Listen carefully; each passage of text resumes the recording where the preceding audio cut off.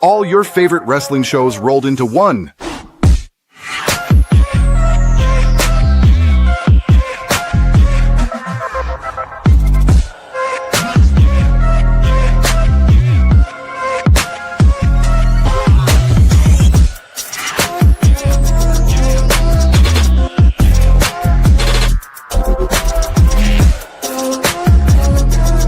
Welcome to the We Book It podcast. Let's start the show.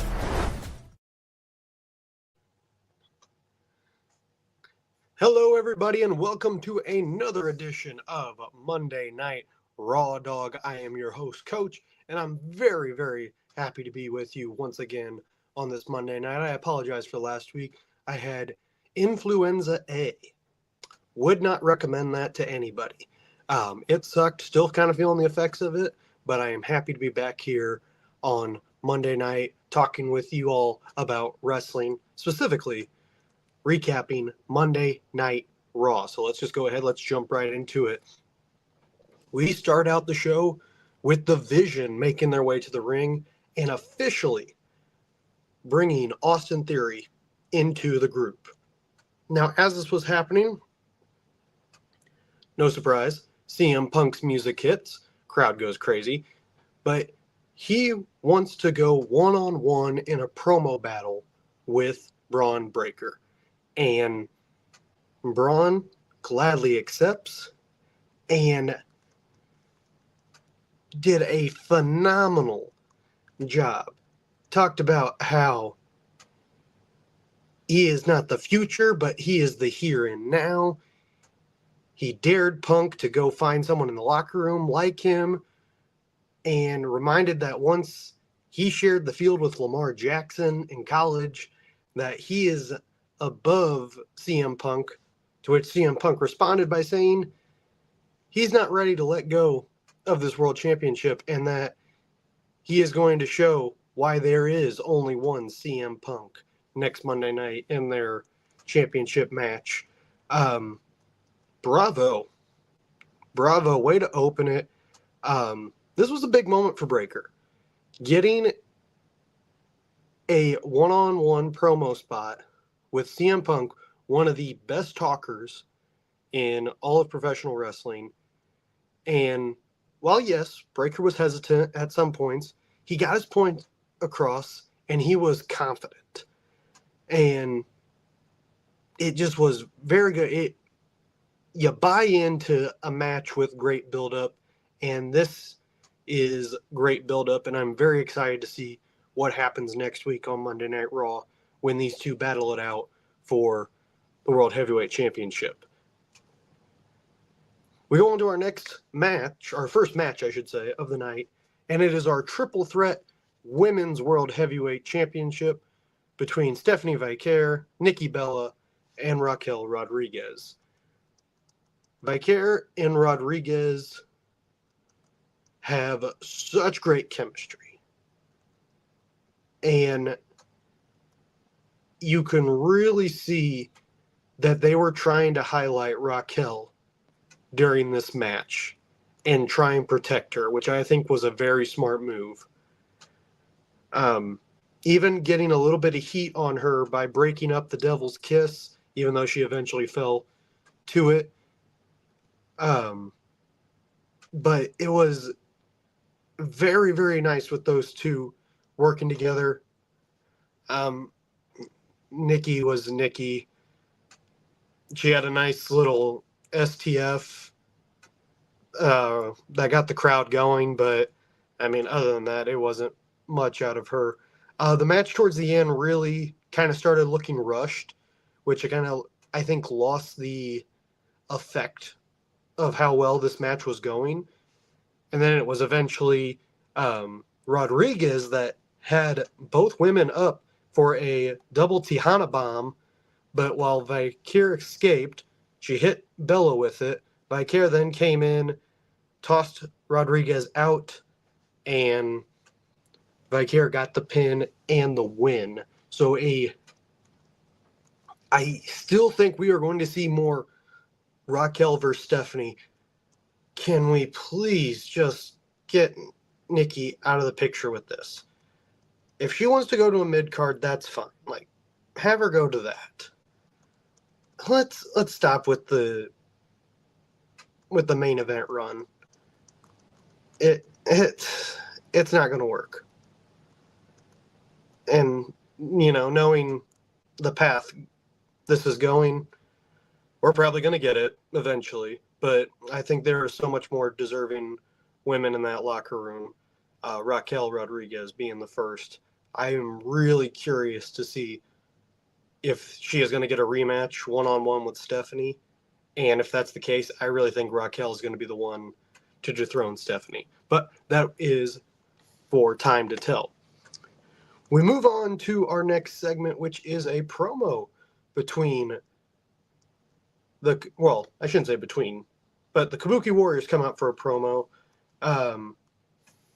As Asuka was flaunting her talents and criticizing Rhea and Io, Kairi Sane got the mic and was really trying to tell Io like how much this pains her that they are fighting, but Asuka cut her off, to which the crowd, not a big fan of that, and I've talked about this. They are building that eventual breakup by getting Kairi sympathy points, and it was starting to show there a little bit. Watch that story to kind of pick up a little bit here in the next coming weeks. But after that, it was Asuka saying nobody was ready for him. Rhea and Io's music hits. They come in, clear the ring. Io and Rhea stand tall. Not as good as the opening promo segment, but still get you kind of excited for that tag match next week. This one's really 50-50. I could see this going either way. I can see them putting the belts on Rhea and Io and having them with a run. I can also see them losing and then having Alexa and Charlotte come back into the picture for the tag teams. I don't know. This one is a toss-up, and that's a good thing. I like when you can go either way with a matchup because then you can just enjoy it. So I am excited for this one. I think this is going to be a very, very good match next week. We get to our next match, which is actually kind of an impromptu match. It was after Gunther's backstage interview with Jackie Redmond. R-Truth came out and said that he is warning Gunther not to keep talking trash about John Cena. To which Gunther says, let's settle it in the ring. Gunther goes out, chorus of boos, of course. R-Truth comes out, does not have a microphone in hand. He comes out locked in, and it almost is reminiscent of a Ron Killings moment. R-Truth started out red hot. He came right after Gunther, but as Truth was trying to get the scissors kicks, which I think is an underrated move, by the way, that needs to come back, Gunther went to work, hit some chops, and then as Gunther is doing the you can't see me, Truth comes back, tries to hit him with some offense, but eventually, after a powerbomb and then a sleeper hold, R-Truth tapped out and the boos erased. This was just a way to keep establishing Gunther as the ultimate heel. It's what's concerning for me for this is that the heat is slowly wearing off. Granted, it wasn't that big to begin with, but even then it was still some kind of heat. Now it's just kind of, it feels forced. I don't know how I feel about that.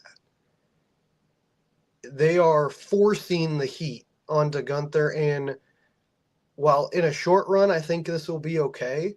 Like him continuing to mock Cena, I think that will that can only get you so far before people are just like, okay, if that's just your gimmick now, we don't care. I want to, let's compare it to when Randy Orton was the legend killer. Yes, first time coming out, Orton bragged about his accomplishment, rightfully so. But then after that, he focused on to the next person. Gunther right now is only resting his laurels on beating Cena. And maybe that's the case to where you beat the greatest of all time. But I don't think it's going to be sustainable. Do I think he's probably going to retire AJ? Yes. Do I think he will retire Jericho? Probably. Sheamus? Maybe. I don't know. But if this is the path, why not also acknowledge Goldberg? But at the same time, look into the future for him. Right now, we're resting on one simple thing. And I don't think that's going to be sustainable heat. It's obviously not sustainable heat to begin with. Because the crowd wasn't that fired up when he first came out. He had to egg the crowd on to get the heat. So I don't know. This was the right call, the right match and everything. But we got to have something looking forward for Gunther. We can't just keep thinking about, okay, he retired Cena. While that is a great accomplishment, we need to have something going forward.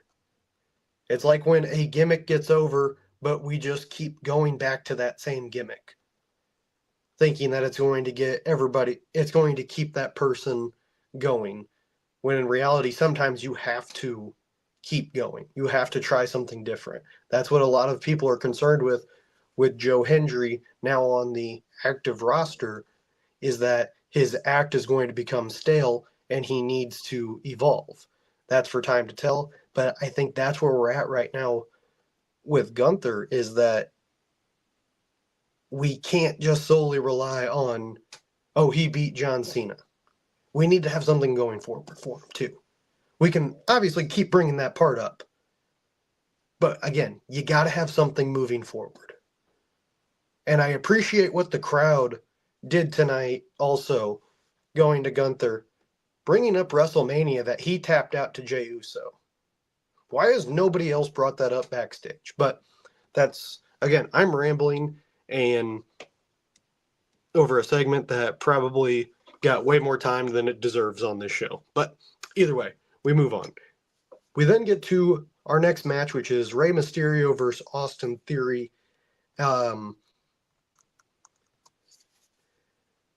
Theory showed off some good offense. Actually, rewind.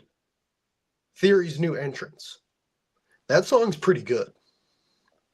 I like that new entrance song for Austin Theory. Not bad. Not bad at all. Okay, going back to the match.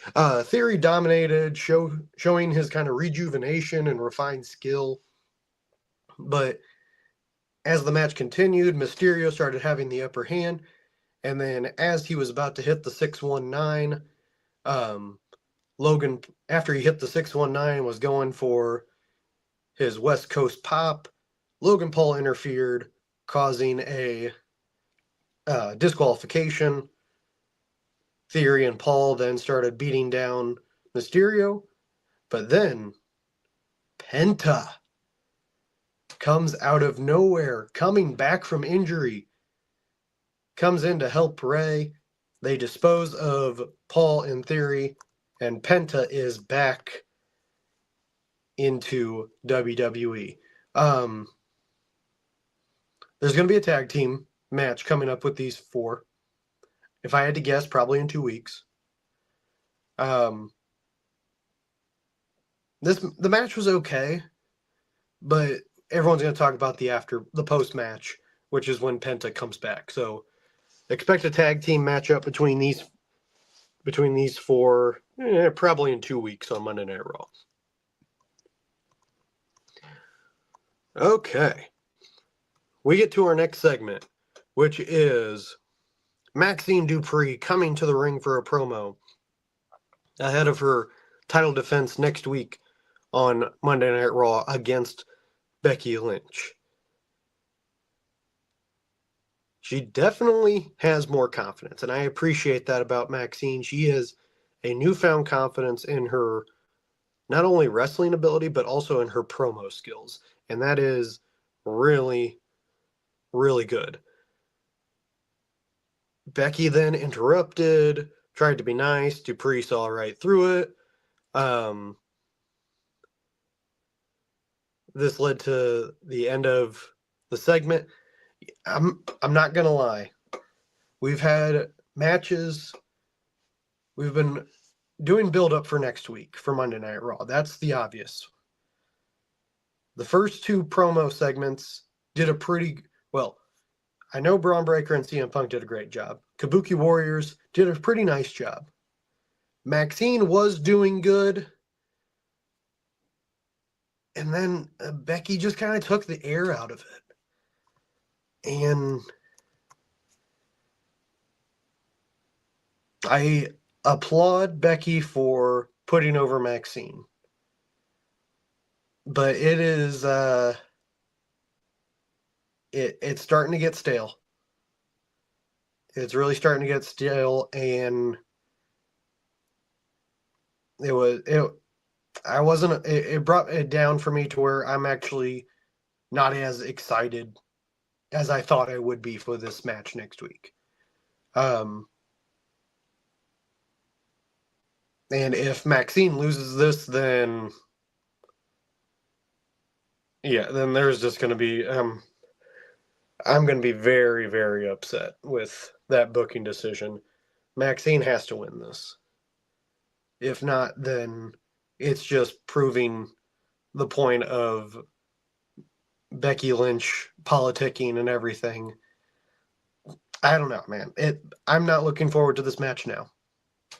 I'm just not looking forward to it. If there was a stipulation, maybe.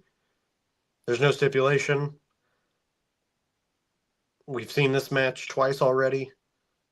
Actually, technically 3 times in the past month. Let's let this be the end of it. Okay, let's just leave it at that. Let's let this one be the end of it. All right, we get to our main event of the evening, and it is the World Tag Team Championship match between the Usos and AJ Styles and Dragon Lee. This one was a perfect main event to end out the year 2025 for Monday Night Raw. Because we saw not only great chemistry in the ring with all 4 men, but we also saw some teases of turns. Because the Usos were delivering some cheap shots, to which confused the crowd, because then they didn't know how to Let's start at the beginning of the match. Obviously, AJ and Dragon Lee got a pretty good pop coming in, but the biggest pop was Jimmy and Jay. And when Jay did his first heel tactic, the crowd did not know how to react. They were confused. They were wondering, so wait, does that mean they're the bad guys now? What's going on? Jimmy even had a little bit. There was some confusion with the crowd, and I liked that. I liked that the crowd wasn't just being like, "Oh, who cares what they do? We're gonna cheer for them." It was, "Oh, I thought you guys were supposed to be faces, but now you're doing heel tactics." So we're kind of confused, especially doing this to a legend like AJ Styles, who everyone respects. It made people think, and that's what I really liked about this. But even the in-ring action, we had a couple of hot tags. Dragon Lee did a double stomp that stunned Jimmy. allowed him to tag in Styles. Styles then was going for then hit the Styles Clash. That was then kicked out by Jay. And then also on top of that, Jay hit a spear. And then Jimmy hit a splash. AJ kicked out of that. And just the crowd on each and every near fall was so invested. And then as it kind of broke down, Dragon Lee stomped Jay. And as he was going in for probably to distract Jimmy, Jimmy came in, super kicked Dragon Lee. AJ drops Jay, then goes after Jimmy, goes up for the phenomenal forearm, gets double super kicked, and then with Lee down, the Usos hit the 1D and win the tag titles. Crowd was fantastic during this. Loved the chemistry between these four men, and Joe Tessitore and Wade Barrett on commentary, they elevated this moment and talked about how Jay was doubting himself, how Jimmy told him that when they're together, they're unstoppable. Well, and now they win their 10th tag team title. Very, very, very good main event. As for overall for the show, it was obvious that WWE was trying to ramp up for next week's Monday Night Raw when it's the 1-year anniversary of Raw on Netflix. And it did a really good job of that. A lot of strong segments, a lot of strong promos. Obviously, Punk versus Breaker and the women's tag team match were the highlights. Maxine and Becky really brought me down a little bit, so I'm not too excited for that. Raquel and Stephanie killed it in the triple threat, and of course the main event was fantastic. Throw in Penta feuding with the Vision. You got some storylines that are possible here. You have a lot that you can work with on your road to WrestleMania, especially beginning with the road to the Royal Rumble. We will see what happens next week, because this is a big show for WWE. I would expect some twists and turns. And oddly enough, apparently there's a Stranger Things collaboration happening. Expect some kind of stipulation match called like an upside down match or something. Let's bookmark that, actually. I bet that does happen. Quote me on this if I'm right. That we will have an upside down match next Monday night on Monday Night Raw with the Stranger Things collaboration. But overall, really solid Monday Night Raw. 1 or 2 segments just didn't hit home for me, but in-ring action I thought was really solid, and build up to next week was the goal, and they succeeded in that case. So that is going to do it for another edition of Monday Night Raw Dog. I am your host, Coach. Thank you to our producer, Virgil, who is behind the scenes right now. I appreciate you so much, Virgil, for filling in for me last week and taking care of the show while I was in remission and getting healthier. So I appreciate you so much, Virgil. And thank you again for producing tonight once more. Next week's the big one. The 1-year anniversary of Netflix on Monday Night Raw on Netflix. We'll see what happens. If anything big will happen, will we have a couple title changes? Will we have any surprise returns? We'll find out.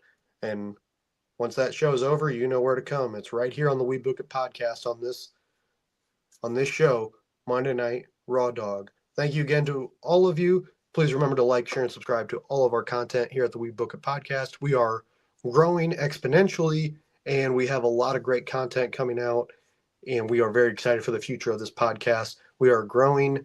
We are getting recognition, and for our day ones that have been here, All the hard work's going to be paying off for you guys. Your loyalty will be paying off. We appreciate you guys so much. Thank you again, and we'll see you next week on another edition of Monday Night Raw Dog.